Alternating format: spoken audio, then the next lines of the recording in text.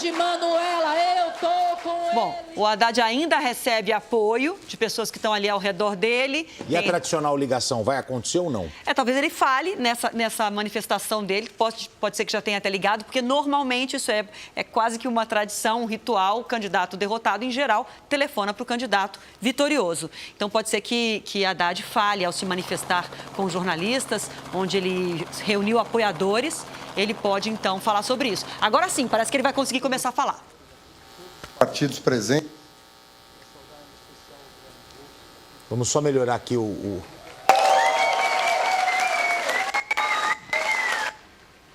Vamos só restabelecer o áudio aqui de Fernando Haddad. Vamos agora. Do PSOL, do PSB, conosco, o presidente Dilma, que está aqui também, muito obrigado. Senador, sempre senador Suplicy, nossos deputados, nossos senadores.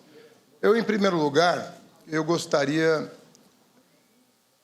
pela minha formação, de agradecer meus antepassados. Eu aprendi com os meus antepassados o valor da coragem para defender a justiça a qualquer preço. Aprendi com a minha mãe, com meu pai, aprendi com a memória dos meus avós, que a coragem é um valor muito grande quando se vive em sociedade, porque todos os demais valores dependem dela. Queria agradecer os partidos todos que estiveram conosco, a sua militância aguerrida, primeiro que nos levou ao segundo turno, e depois nos levou a ter mais de 45 milhões de votos no dia de hoje.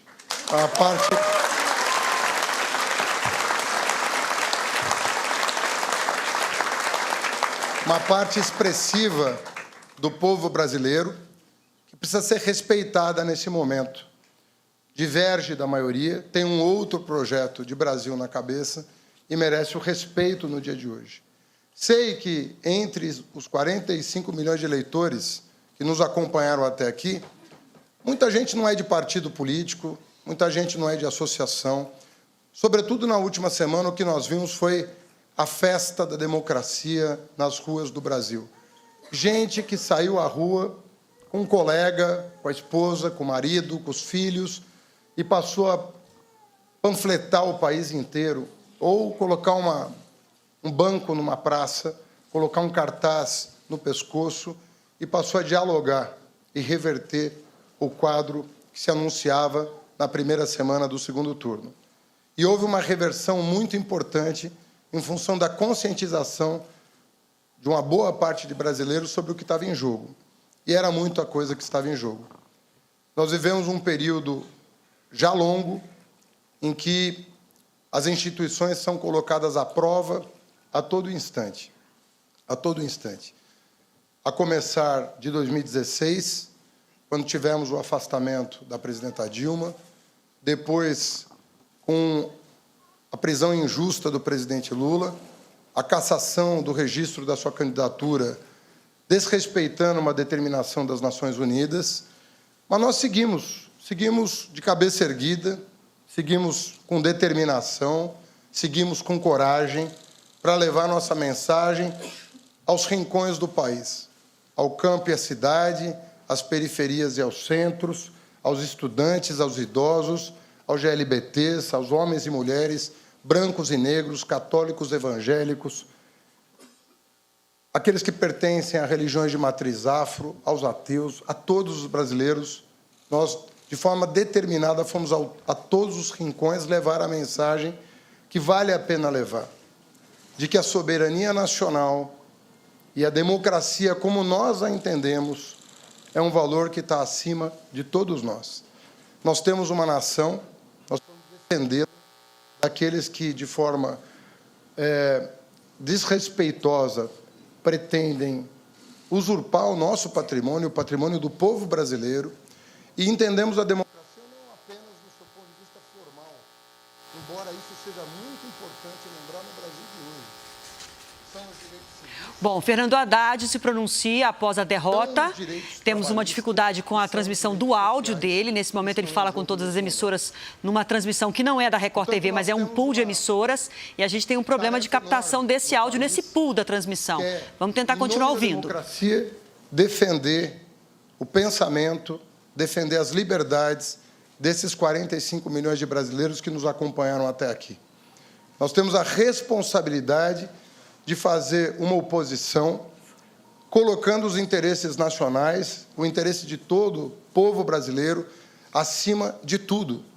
Porque nós aqui temos um compromisso com a prosperidade desse país, nós que ajudamos a construir a democracia, uma das maiores do mundo no Brasil, temos que ter um compromisso em mantê-la, em não aceitar provocações, em não aceitar ameaças.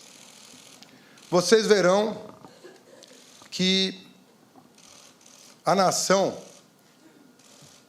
fazendo aí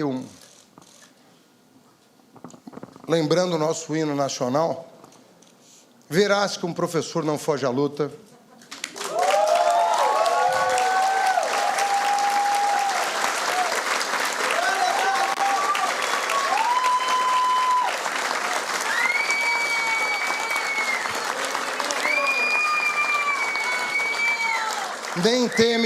Nem teme quem adora a liberdade, a própria morte. Nosso compromisso é um compromisso de vida com este país. Nós temos uma longa trajetória de militância, de vida pública. Nós conhecemos a cidadania em cada brasileiro, em cada brasileira, e nós não vamos deixar esse país para trás. Nós vamos colocá-lo acima de tudo e nós vamos defender os nossos pontos de vista, respeitando a democracia, respeitando as instituições, mas sem deixar de colocar o nosso ponto de vista sobre tudo que está em jogo no Brasil a partir de agora. E tem muita coisa em jogo e nós precisamos compreender o que está em jogo.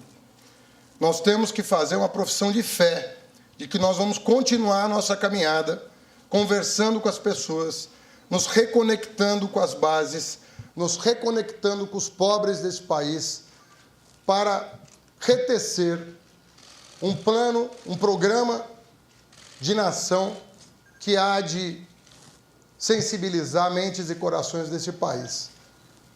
Daqui a 4 anos nós teremos uma nova eleição, nós temos que garantir as instituições, nós não vamos sair das nossas profissões, dos nossos ofícios, mas não vamos deixar de exercer a nossa cidadania.